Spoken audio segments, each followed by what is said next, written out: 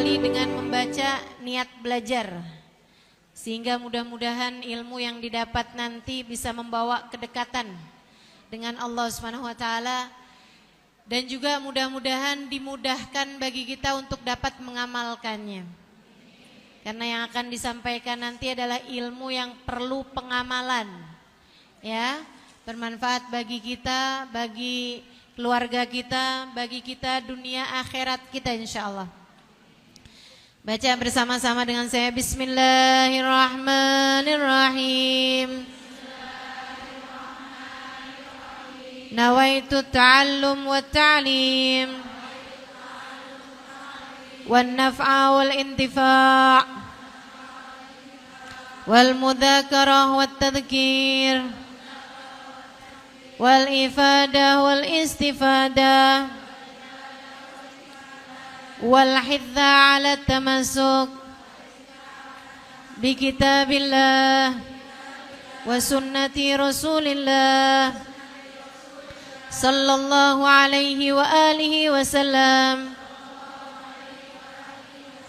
wa du'a ilal huda wa dilalata ala al khair ibtigha'a mardati wa qurbih wa thawabih wa husnil khatimah ma'al lutfi wal afiyah wa salahil aqibah birahmatika ya arhamar rahimin.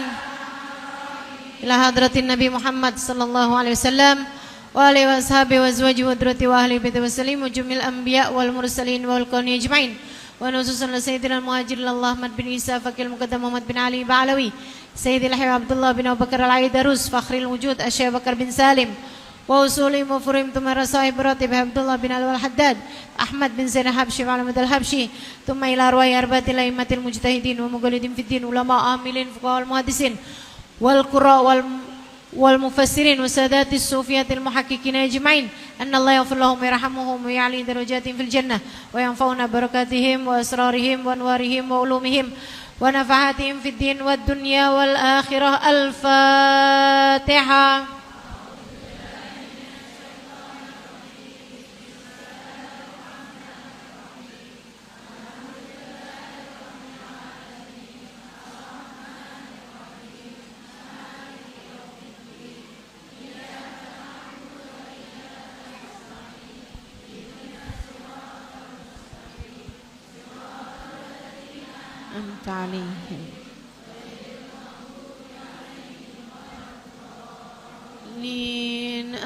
Amin.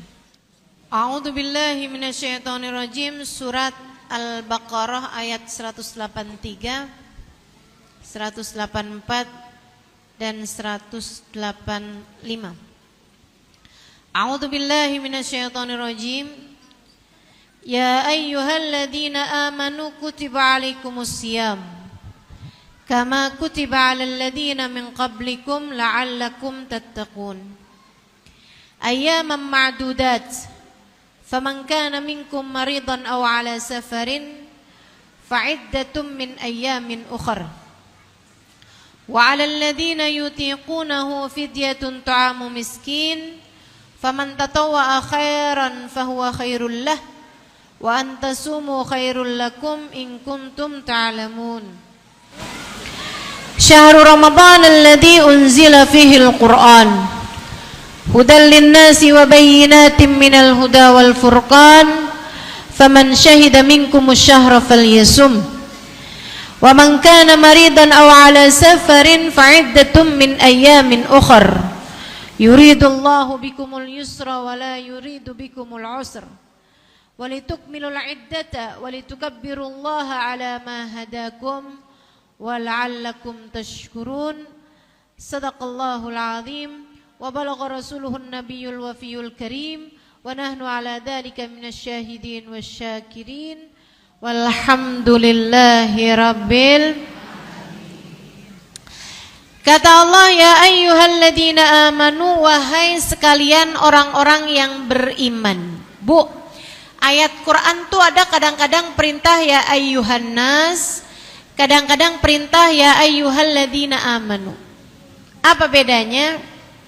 Biasanya kalau perintahnya ya ayyuhan nas itu perintah secara umum yang kebaikannya juga untuk kemanusiaan secara umum. Kayak kalau kita disuruh jangan saling membunuh, itu ya ayyuhan nas perintahnya. Karena itu adalah untuk keberlangsungan kehidupan manusia di atas muka bumi. Tapi kalau perintahnya itu adalah sesuatu hal yang secara individu hanya mampu dilaksanakan oleh orang-orang yang memang sudah beriman, yang mana kebaikannya lebih terasanya justru di akhirat nanti, selain daripada di dunia juga tentu saja ya. Nah itu perintahnya biasanya ya ayyuhalladzina amanu gitu. Kayak gini Bu, kayak perintah untuk bersolawat, pakainya ya ayyuhan nas apa ya ayyuhalladzina amanu? Ya ayyuhalladzina amanu. Karena umat manusia nih kalau yang gak beriman, gak punya cinta sama Nabi Muhammad, yang gak usah solawatan. Yang solawatan tuh yang udah cinta sama Nabi Muhammad, yang udah beriman sama Nabi Muhammad, baru sama Allah diperintahkan untuk bersolawat. Demikian pula dengan yang ini nih, orang beriman dulu baru kuat puasa. Allah bilang ya ayyuhalladzina amanu, wahai orang-orang yang beriman. Yang gak beriman gak hai, yang gak beriman gak dipanggil sama Allah. Ini khusus hanya untuk hamba-hambaku yang beriman. Kalian aku perintahkan. Perintah apa ya Allah? Kutiba alaikumusiyam, diwajibkan atas kalian berpuasa. Kama kutiba alal ladzina min qablikum, sebagaimana telah diwajibkan puasa ini kepada orang-orang sebelum kalian. Yang beriman kepadaku sebelum kalian juga sama aku perintahkan buat puasa.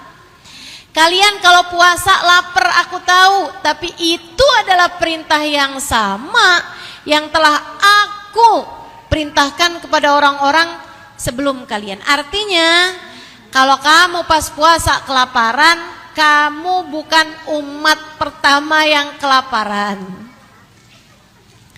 Umat sebelum kalian juga aku perintahkan buat lapar. Karena lapar itu baik bagimu. Karena lapar itu tidak berbahaya bagimu. Nih teman-teman, ma min ummah illa waqad amarallahu bihim asyam. Tidak ada satu umat dari sejak zamannya Nabi Adam sampai ke zamannya Nabi Isa, melainkan semuanya itu pasti sama Allah diperintahkan buat puasa, meskipun bukan bulan suci Ramadan. Setiap umat tuh ada perintah puasanya masing-masing Bu. Ada yang sebulan 3 kali, 3 hari. Ada yang seminggu 2 kali. Begitu ya. Hanya saja untuk umat Nabi Muhammad Allah perintahkan kepada mereka untuk berpuasa pada bulan ke-9 dari bulan Hijriyah, yaitu bulan suci Ramadan.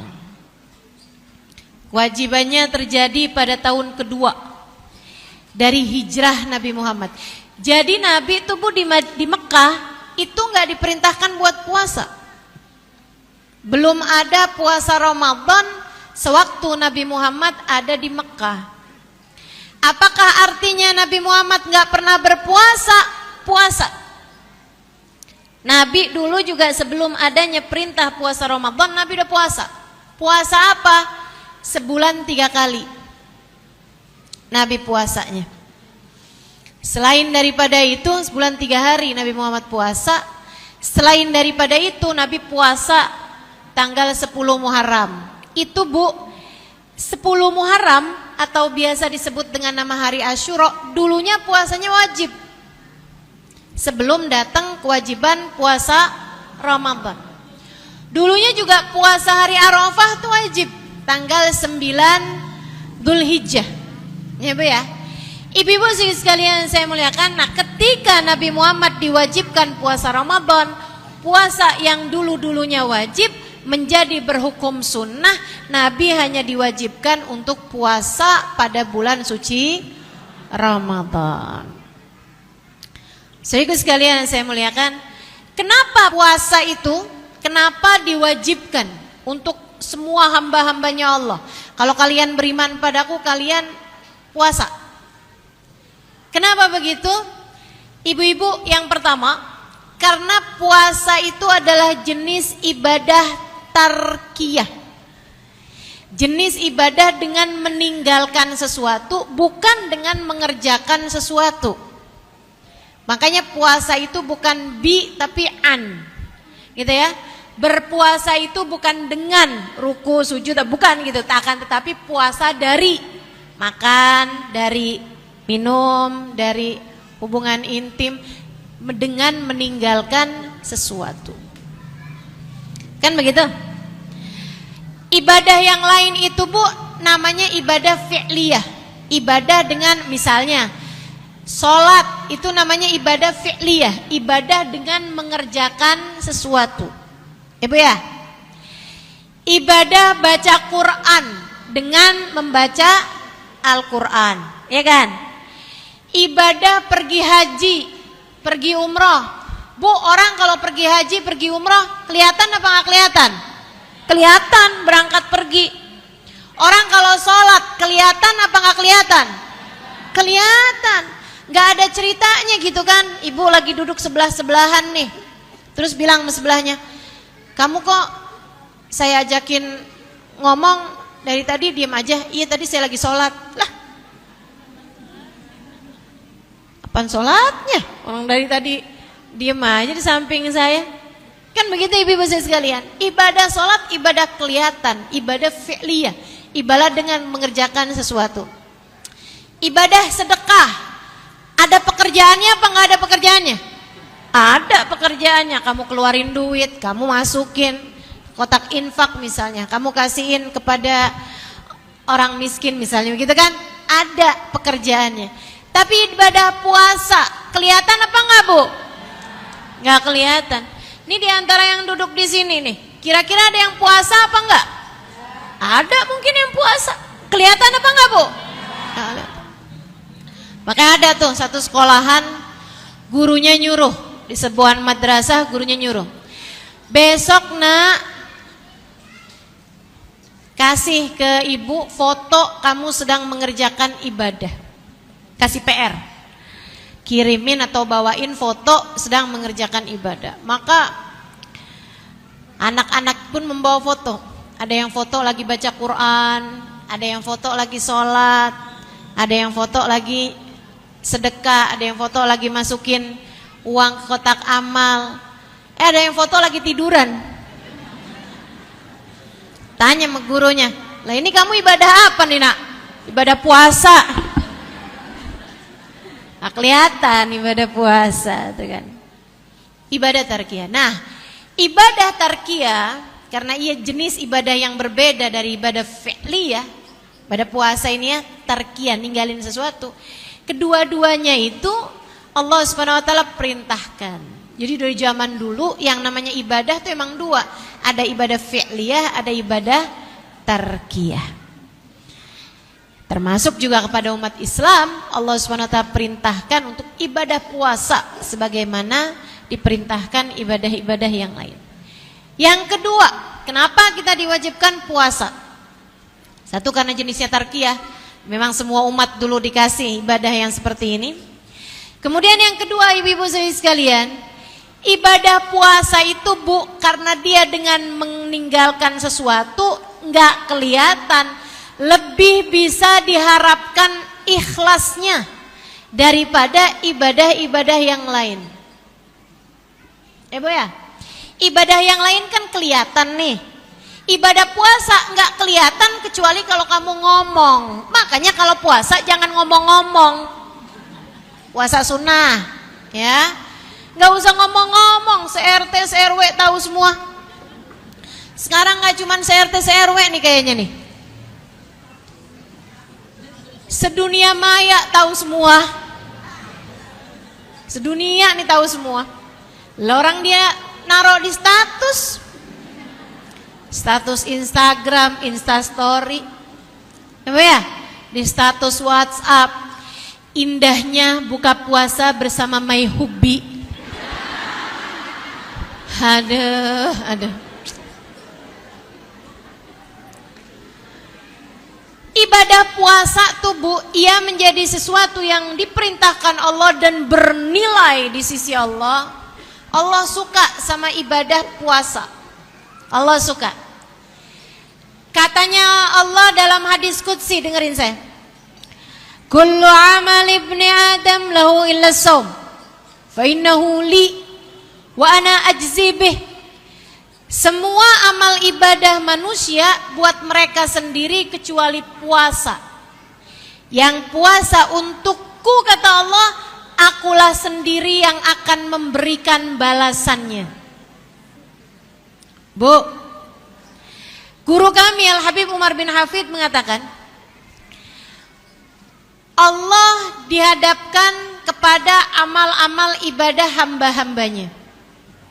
Ada sholat, ada zikir, ada baca Quran, ada sedekah, ada haji, ada istighfar, ada segala macam. Ada puasa. Allah kemudian berkata, semuanya saya kembalikan buat mereka masing-masing, saya hanya akan ambil puasa.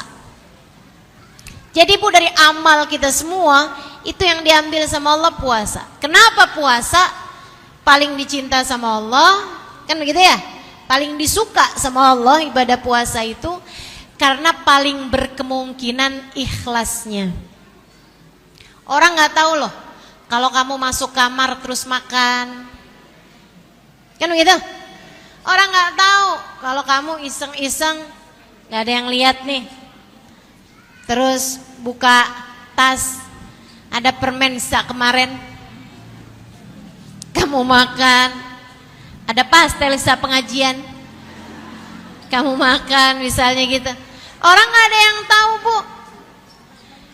Ibadah puasa sangat mungkin untuk ikhlasnya, karenanya Allah paling suka dari ibadah kita ini adalah ibadah puasa. Habib Umar lanjutkan lagi kajiannya, kata beliau, Nabi Muhammad diajukan kepada beliau amal ibadah umatnya. Semuanya tuh yang kayak tadi tuh, ada sholat, ada ini, ada itu, ada segala macam. Nabi Muhammad mengambil sholawat dari umatnya, kemudian berkata bahwa semua itu untuk mereka, saya hanya akan mengambil sholawat mereka. Artinya bahwa kalau kita mau mendekat kepada Allah, hal paling disukai oleh Allah adalah puasa. Kalau kita ingin mendekat kepada Nabi Muhammad, hal yang paling disukai oleh Nabi Muhammad dari kita adalah salawat. Teman-teman sekalian, puasa perkara yang sangat mungkin untuk ikhlas, karena itu paling disuka oleh Allah Subhanahu wa taala. Dan bahayanya puasa, saya kasih tahu nih, bahayanya puasa karena dia itu langsung Allah ambil puasa kita. Makanya kata Allah, wa ana ajzibih, akulah sendiri yang akan memberikan pahalanya. Jadi Bu, kalau amal ibadah kita yang lain itu malaikat-malaikat menjadi saksi atau semacam menjadi jurinya, kalau puasa kita itu dijuriin langsung sama Allah Subhanahu wa taala yang memegang kendali nasibmu, yang menetapkan surga neraka bagimu, yang pegang nasibmu ke depan nih, kapan sakit, kapan sehat, kapan senang, kapan susah. Yang hatimu tuh berada dalam genggamannya, dia sendiri yang akan melihat hasil puasamu dan dia sendiri yang akan memberi nilai serta membalasnya. Bahaya nggak tuh? Bahaya banget ibu-ibu sekalian. Allah langsung loh ini Bu. Allah langsung. Makanya ibu-ibu sekalian, Habib Umar bin Hafid bilang, ya, beliau mengatakan nih kalau amal ibadah kita nih Bu ada hitung-hitungannya semuanya. Jadi Bu kalau sholat nih, ya, kalau baca Quran, baca Fatihah, kemudian sudahnya baca surat, itu Bu ada nilai pahalanya masing-masing tuh. Kalau khusyuk sekian, kalau nggak khusyuk sekian, kalau bacaannya bagus sekian, kalau pikirannya gelambiar sekian, kalau pikirannya khusyuk sekian, itu ada tuh. Ada catatannya tuh masing-masing. Makanya jangan sampai kita sholat pas habis Assalamualaikum warahmatullahi wabarakatuh, Assalamualaikum warahmatullahi wabarakatuh. Malaikatnya bingung, ini yang dicatat yang mana ya? Kayak pikirannya kemana-mana semua ini. Sholatnya nggak ada khusyuk-khusyuknya ini. Nah ibu-ibu sekalian, semua amal ibadah kita tuh Bu, malaikat tuh ngerti hitung-hitungannya. Tahu nyatet pahalanya seberapa tuh paham. Ngerti mereka. Kecuali puasa. Jadi kalau ibu-ibu puasa nih, itu malaikat cuman tulis gitu doang. Halimah puasa. Pahala puasanya berapa? Allah sendiri yang langsung membalasnya. Allah sendiri yang langsung membalasnya. Jadi Bu, itu kayak semacam Allah tuh bilang sama kita, atau kayak semacam ada kamu punya atasan, kamu kerja sama dia, kamu dibiayai sama dia selama ini, ya Bu ya, yang pegang urusan gajian apa segala macam, pokoknya dia atasan paling besar lah di pekerjaan kamu misalnya. Satu waktu bilang sama kamu, saya mau datang ke rumah kamu buat makan. Kamu pun siap-siap. Nih bos kita nih, bos paling besar nih, mau datang nih. Padahal kamu kerjanya di cabang yang kesekian. Bos yang paling besar mau datang ke rumah kamu. Waduh, Bu, kamu pun siap-siap. Kamu siap-siap. Dan kamu pun cari tahu, bos ini yang paling suka apaan ya? Ternyata kamu tahu bahwa bosnya paling suka sayur asem. Misal.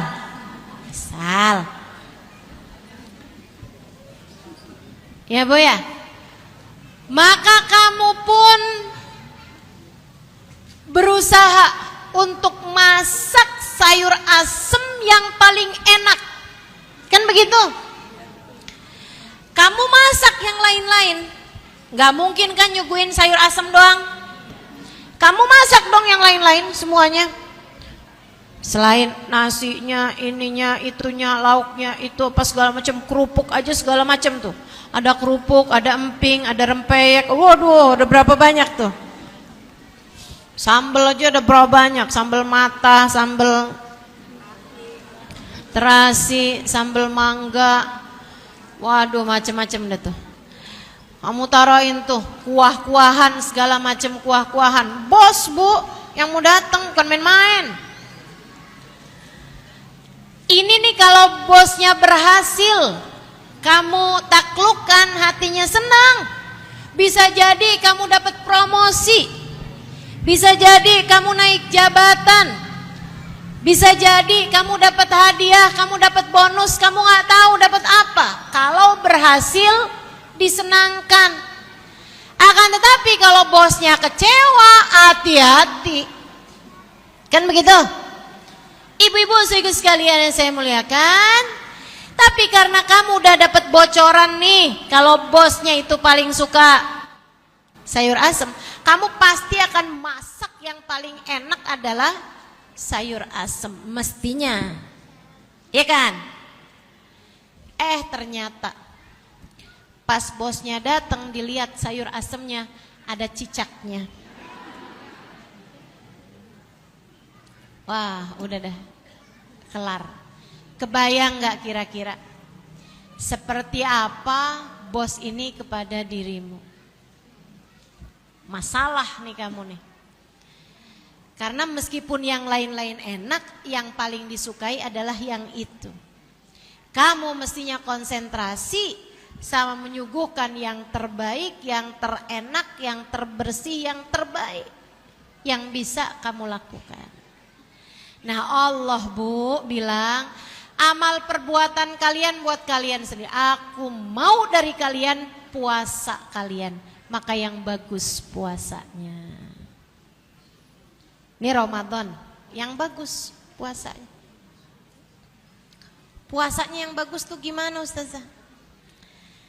Yang pasti dari subuh sampai maghrib Bu. Bu ya, jangan ditambahin, jangan dikurangin. Ustazah kurangin sih emang gak boleh. Adzan sebelum waktunya. Ibu-ibu gak boleh. Misalnya gitu ya, kita nyari dah waktu maghribnya yang paling cepet. Ternyata yang paling cepet yang di Surabaya. Saya ikutan adzan Surabaya. Bu gak sekalian adzan Mekah aja. Ibu-ibu saya ikut sekalian. Adzan Mekah malah lebih lama ya. Adzan Jepang dah kalau gitu. Adzan Jepang tuh Bu 3 jam duluan daripada kita. Apa 2 jam gitu.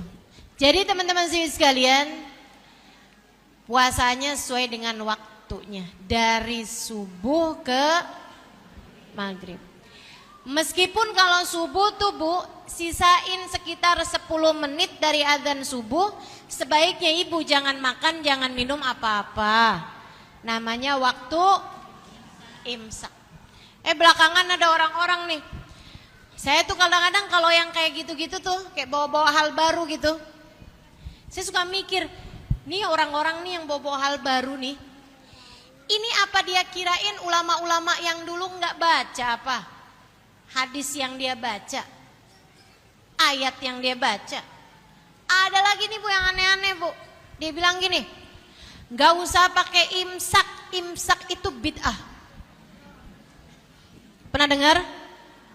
Gak pernah, alhamdulillah bagus dah. Agak-agak aja. Jadi itu katanya gak usah pakai imsak. Di negara-negara yang lain gak ada yang gak pakai imsak. Dia kurang lama pikniknya. Kurang jauh. Ibu biar kata di mana juga ada imsak Bu, cuman ada yang pakai pertanda, ada yang enggak. Memang kalau ibu-ibu tetap minum atau makan sesudah imsak, puasa ibu tetap sah, betul. Akan tetapi bukan berarti ibu kalau puasa, kalau sahur enggak perlu ada imsak, perlu ada jeda sebelum adzan subuh. Sebaiknya jangan makan, jangan minum apa-apa. Kecuali kalau ibu bangunnya terlambat banget, sehingga waktu dengar suara imsak, itu ibu baru makan cabenya belum tahunya. Atau udah makan tahu dicabein belum minum. Ya udah gak apa-apa Bu, minum, ya kan? Minum dulu dah. Tapi habis itu udah buru-buru, biar ketika adzan subuh masih ada jeda waktu yang cukup untuk ibu membersihkan mulut ibu. Dipastikan ketika terbit fajar, mulut kita sudah bersih, sudah tidak ada apa-apa lagi yang masuk ke dalam perut kita. Sebenarnya Nabi Muhammad imsak apa enggak Ustazah? Imsak. Salah sahabat, para sahabat bertanya kepada Sayyidah Aisyah, kamil fawat baina sahur wa baina adhanil fajr. Berapa jarak katanya para sahabat kepada Sayyidah Aisyah antara makan sahurnya Nabi sama adzan subuh? Sayyidah Aisyah menjawab, bigadar khamsina ayat, seukuran 50 ayat. Ini Bu Sayyidah Aisyah, ditanya waktu aja jawabnya ayat Al-Quran. Keren banget gak sih perempuan satu ini? Kalau kita nih ditanyain gitu, kalau kita gak ngerti jam, biasanya ukurannya ya sekitar sepiring nasi lah.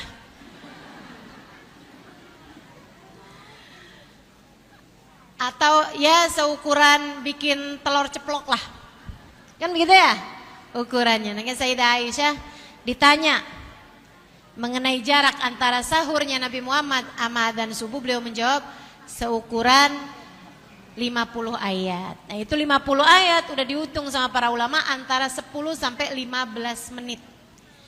Jadi sebaiknya jangan makan, jangan minum 10 menit sebelum adzan subuh atau berhenti makan 10 menit sebelum adzan subuh. Waktu buka juga gitu, Bu. Bu. Waktu buka juga begitu. Kalau di Kota Tarim tempat saya belajar dulu, itu yang namanya buka puasa tuh buka aja. Jadi cuman air, kurma, pertama kurma dulu, habis selesai kurma, air ya Bu ya. Air minum gitu, air putih biasanya sama kopi, sama ada sambusa atau kue-kue basah gitu. Enggak sampai kenyang. Namanya buka puasa. Kalau ibu-ibu lontong, bihun, pastel, kolak, es buah, Bu, itu namanya bukan buka, itu masuk sampai ke dalam. Buka tuh buka, Bu, buka. Nah, kenapa gitu? Emang gitu Ustazah, kalau buka tuh sebaiknya nggak sampai kenyang gitu. Iya Bu, kesian perutnya. 14 jam perutmu tuh kosong. Jangan dikagetin. Apalagi pakai pastel sama cabe. Es teler, namanya aja udah teler, Bu. Masya Allah, panas, dingin, campur semuanya deh tuh. Kelakuan siapa tuh begitu? Buka puasa tuh jangan langsung-langsungan segala-gala kita embat. Perutnya biar ini nih, biar nggak kaget gitu. Kita tuh sunnah ada aturan dalam segala sesuatu. Kalau sahur, ibu-ibu jangan tinggal sahur walaupun ibu ngerasa saya kuat kok puasa nggak pakai sahur. Jangan, tetaplah pakai sahur. Kenapa? Karena 3 alasan. Yang pertama, kata Nabi Muhammad, tasahharu fa inna fis sahuri barakah. Sahurlah kalian karena dalam makanan sahur terdapat berkah. Kita nih Bu nih suka nyari-nyari berkah sama makanan. Ibu kalau di majelis dibagiin makanan kan ibu bilang jangan gak makan biar kata sedikit berkah. Kan gitu ya? Nah ini makanan yang kata Nabi Muhammad berkah itu adalah makan sahur. Ibu-ibu sekalian, tasahharu fa inna fis sahuri barokah. Makan sahurlah karena dalam makanan sahur terdapat berkah. Makan sahur itu berkah. Tasahharu fa inna fis sahuri barokah. Jadi walaupun ibu kuat sahur, walaupun kamu kuat puasa nggak pakai sahur, tapi sahurlah karena dalam sahur itu ada 3 manfaatnya ya. Yang pertama, dalam sahur itu terdapat keberkahan. Kita kalau dibagiin makanan di mana-mana kan berkah gitu, apalagi bekas makanan orang alim, bekas makanan orang soleh, ya. Kita makannya karena berkah. Nah, Nabi Muhammad menyebut bahwasanya makanan sahur tuh berkah. Jadi usahakan untuk sahur walaupun kuat puasa nggak pakai sahur. Bahkan dalam satu riwayat ya, saya pernah dengar dari guru saya Hubaba Maryam. Beliau mengatakan bahwa ada 2 jenis makanan yang gak dihisap sama Allah. Gak dihisap bukan berarti kamu boleh makan makanan haram. Kalau makanan haram tuh gak bikin hisap tapi bikin azab. Di atasnya hisap. Kalau bikin azab sih tetap diazab ya Bu. Oh makanan sahur gak dihisap, kalau gitu saya mau nyobain babi panggang. Astagfirullah. Ya tetap haram ya Bu, kalau haram tetap haram. Artinya nggak dihisap, makan sampai kenyang nggak apa-apa. artinya nggak dihisab, itu nggak akan didetailkan gitu. Gitu ya Bu ya. Nggak akan jadi pertanyaan panjang, di akhiratnya tuh nggak akan ditanya gitu. Nah ini ibu-ibu sekalian, makanan yang nggak dihisab tuh ada dua. Satu, makan bersama dengan tamu. Yang kedua, makan sahur. Enak tuh. Makanya Nabi Ibrahim tuh dari hal ini, kalau makan nggak mau kecuali sama tamu. Nyari tamu dulu tuh, nyari orang buat diajakin makan, baru beliau makan. Biar nggak dihisab, biar nggak panjang hisabnya di akhirat. Jangan sampai ibu-ibu niru ibu-ibu yang ada di sono noh. Kalau ada tamu makanan malah diumpetin. Ya, ajakin makan. Itu teman-teman kamu udah pada makan belum? Nah, kamu udah pada makan belum? Pas anaknya datang nih bawa teman-temannya. Belum tante. Oh kalau gitu pulang gih. Kelakuan. Makan sahur nggak dihisab, ama makan mentamu berkah ada pada makanan sahur, silahkan makan sahur. Yang kedua ibu-ibu sekalian, kamu perlu sahur buat ngebantu puasa di waktu siang nanti biar nggak terlalu lemes. Memang Bu yang namanya puasa tuh biar lapar, iya betul. Tapi juga jangan lemes yang sampai akhirnya bikin kamu gak bisa ngapa-ngapain. Allah gak mau juga kamu kayak gitu. Ya kan? Sepanjang puasa noh, tidur mulu. Bangun-bangun duhur. Habis selesai duhur, habis sholat, mau baca Quran baru dapat 2 ayat. Tidur lagi. Terbangunin sama anaknya, mama sakit. Enggak nak, cuman lemes. Sedih bener. Jangan ya, jadi sahurlah biar ngebantu kita sehingga kita puasanya lebih kuat. Kemudian yang ketiga ibu-ibu sekalian, kita perlu sahur. Walaupun kamu kuat puasa nggak pakai sahur sekalipun.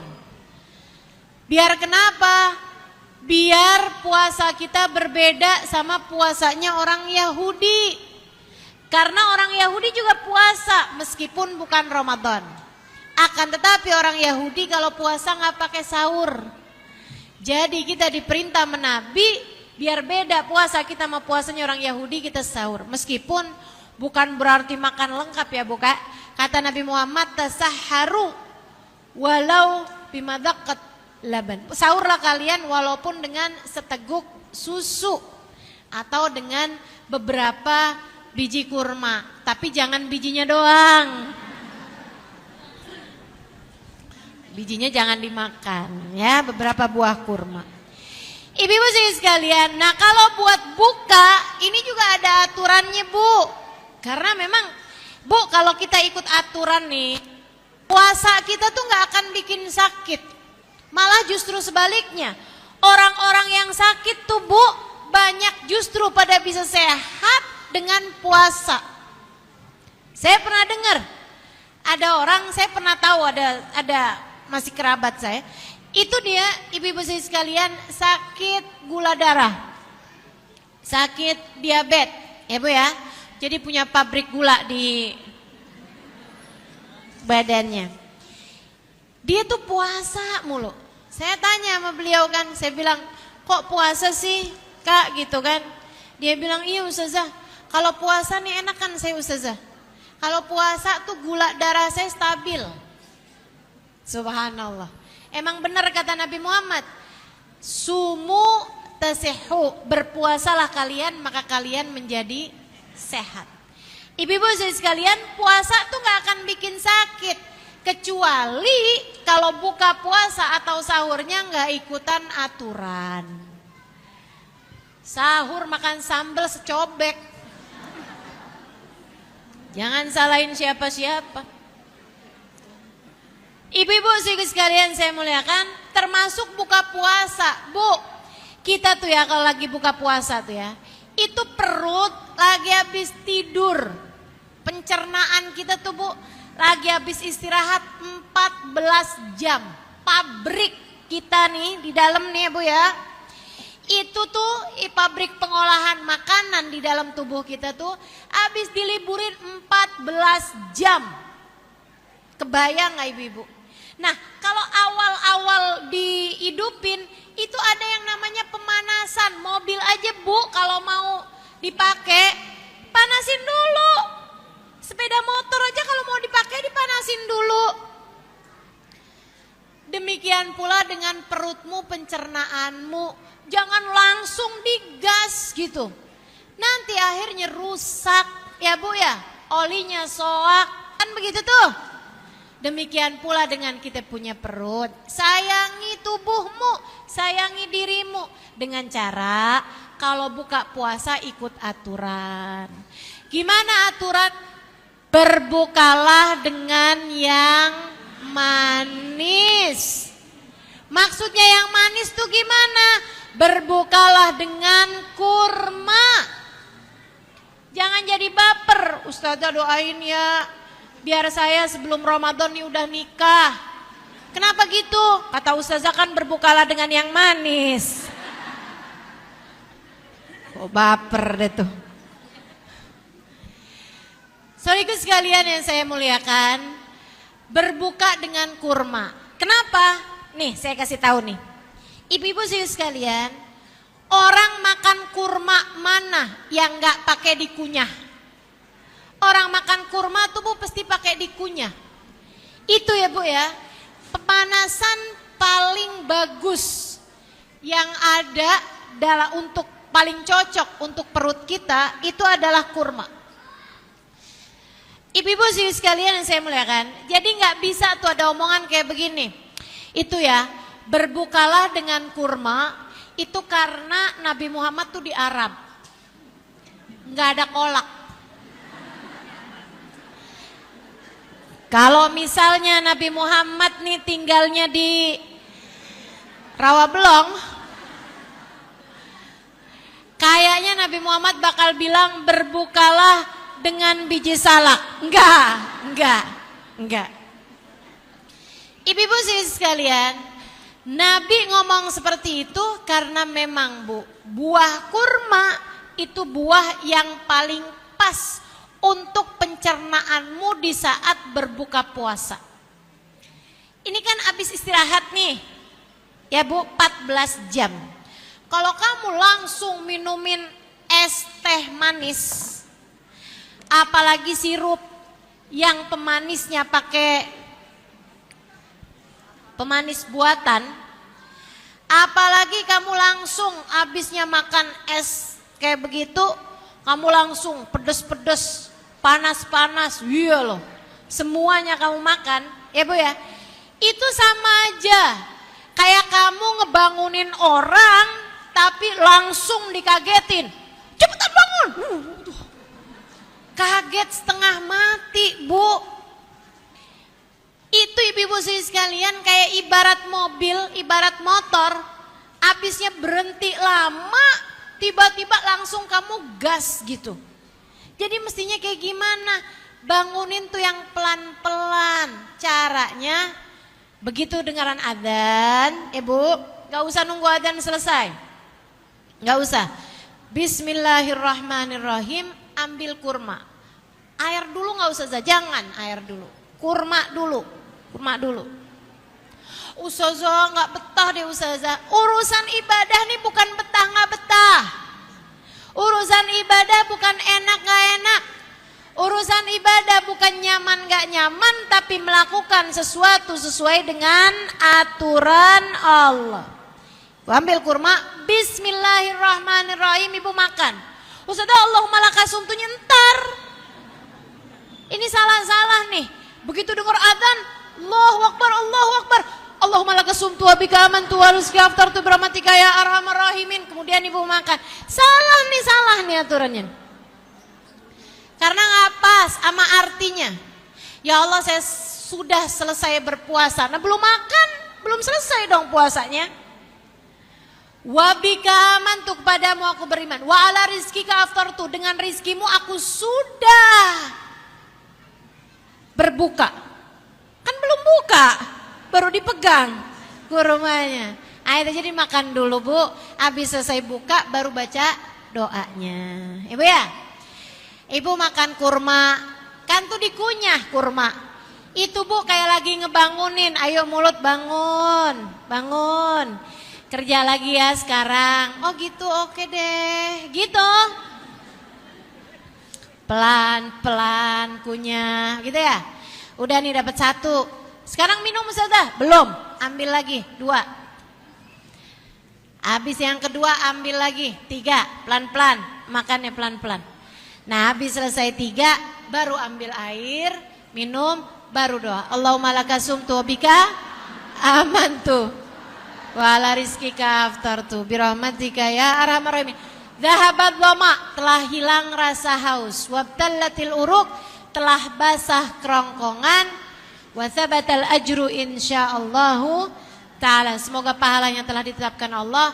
Allahumma ya azim, ya azim, ya azim. Ighfirid dzambal azim fa innahu la yaghfirud dzambal azim illal azim. Baru sudah itu Ibu silakan makan.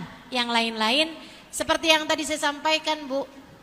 Jangan terlampau kenyang karena itu namanya buka. Habis itu sholat maghrib. Habis selesai sholat maghrib, sholat sunnah. Ibu-ibu sesudahnya itu baru udah tuh. Kalau mau makan nasi, kalau ibu mau makan makanan berat, silahkan sesudah itu. Ya Bu ya? Silahkan sudah. Jangan sampai ibu udah makan semua sampai kekenyangan. Giliran sholat maghrib, pas laginya ruku atau pas laginya sujud ada yang keluar dari perut ibu. Saya tahu nih yang ketawa berasa nih, inget nih. Ingat nih, suka ada makanan muntah ya Bu ya. Kenapa tuh Ustazah bisa sampai muntah? Ya kepenuhan Bu. Apa sebabnya kalau bukan itu? Kamu zalim sama diri sendiri kalau berbuat seperti itu. Ibu-ibu saya sekalian tuh caranya berbuka puasa. Pakai kurma ya Bu ya. Ustazah saya nggak punya kurma, ya beli. Mau apa terus? Kama kutiba. Astagfirullah. Saya nggak suka kurma Ustaz, saya nggak doyan. Bu, ibadah tuh bukan urusan doyan nggak doyan. Halo. Hati-hati ya Bu ya. Jangan. Kalau urusan barang-barang sunnah, jangan sampai kamu pakai istilah saya nggak doyan, saya nggak suka. Jangan. Barang-barang sunnah hati-hati. Jangan sampai pakai seleramu terhadap urusan ibadah. Emang kamu diminta kayak begitu? Untuk apa-apa pakai selera kamu gitu? Enggak kan? Mau kamu suka, mau kamu nggak suka ya Bu ya. Yang namanya ibadah kita kerjain sesuai dengan yang diinginkan oleh Allah. Saya pernah tahu tuh ada orang air zam-zam, dia bilang saya nggak doyan. Ibu-ibu sih sekalian, waktu dia umroh, setiap kali dia minum air zam-zam keluar lagi. Bukan dia yang pada akhirnya nggak suka air zam-zam, tapi air zam-zamnya yang nggak mau dia minum. Tiap masuk mulut keluar lagi. Hati-hati sama barang sunnah. Jangan pernah kita ada kata-kata saya nggak doyan. Jangan. Itu adalah yang diridhoi Allah Subhanahu Wa Taala. Baik ibu-ibu sekalian, tuh selain daripada bagusin puasanya, ini perkara penting nih Bu. Puasa itu ninggalin dosa, itu baru bagus puasanya. Ibu ya. Puasa jangan ngomongin orang. Puasa jangan ngadu domba. Puasa jangan bohong. Puasa jangan sumpah palsu. Puasa jangan memandang dengan syahwat. Sama suami sendiri aja jangan. Makanya saya kurang setuju sama orang yang ngawinin deket-deket puasa. Sian. Kalau sama ibu-ibu udah kawin lama nih saya aman.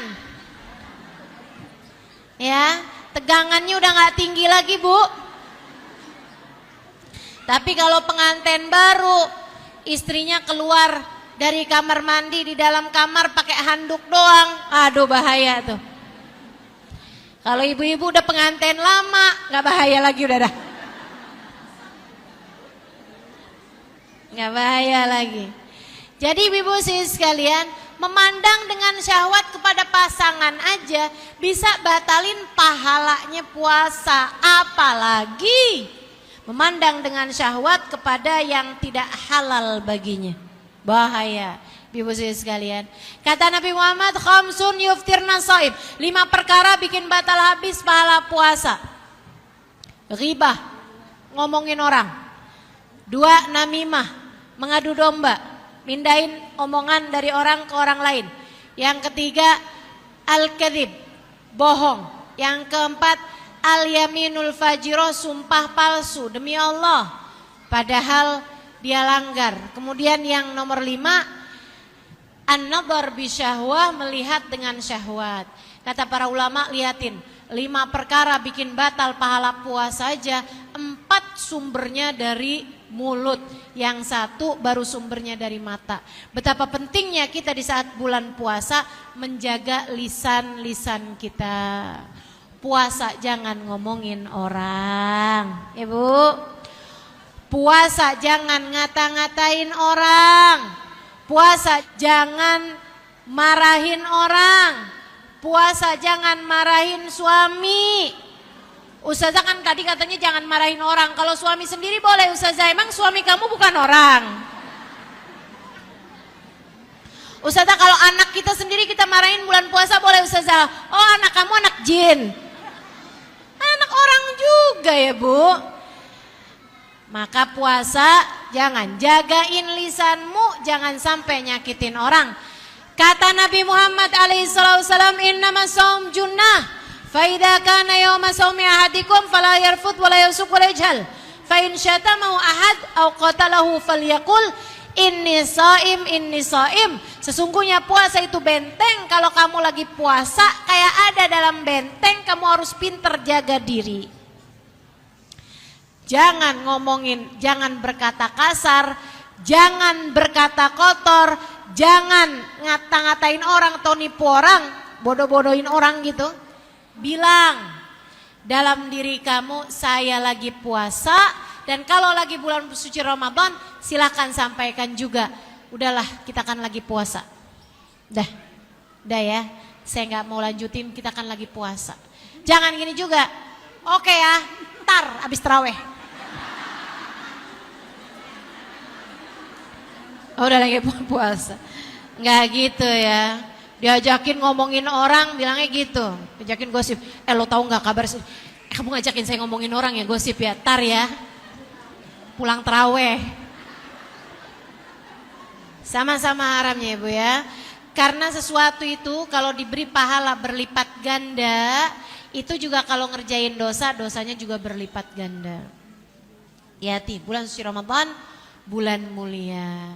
Ibu sekalian saya muliakan, kita jaga mata, kita jaga lisan, kita jaga anggota tubuh kita dari yang haram-haram biar puasa kita diterima sama Allah. Karena yang nilai Allah langsung, Ibu-ibu dalam hadis yang lain Nabi Muhammad bilang kayak begini nih. Katanya Nabi Muhammad sallallahu alaihi wasallam, man lam yada saumuhu anil qauli zur wal amal bih falaysa lillahi hajah fi an yada' ta'amahu wa syarabah. Siapa yang puasa tidak bisa mencegah dia dari berkata keji ataupun mengerjakan perbuatan keji, maka Allah enggak perlu sama dia ninggal makan dan minumnya. Puasanya dilepeh sama Allah Subhanahu wa taala. Puasanya ditolak mentah-mentah oleh Allah Subhanahu wa taala. Jika kamu sambil puasa, kamu juga sambil melakukan atau berkata-kata sesuatu yang keji. Naudzubillah min dzalik. Dah jaga lisan, jaga omongan, Ibu ya. Jaga hati, banyak-banyakin ibadah kepada Allah Subhanahu wa taala. Kalau kamu ngerjainnya dengan bagus, kata Allah, la'allakum tattaqun, kalian akan jadi orang-orang yang bertakwa. Bu, kalau kamu jadi orang bertakwa enak. Enaknya apa nih? Orang kalau bertakwa kata Allah akan dikasih jalan keluar dari setiap permasalahan. Man yattaqillah yaj'al lahu makhraja wa yarzuqhu min haitsu la yahtasib. Siapa yang bertakwa sama Allah, Allah akan kasih jalan keluar atas setiap permasalahannya dan akan diberi rizki dari arah yang tidak dia sangka-sangka. Lihatin aja dah, hidupnya bakalan jadi lebih ringan. Kalau ada masalah tenang aja, abis itu juga nanti dikasih jalan keluar sama Allah.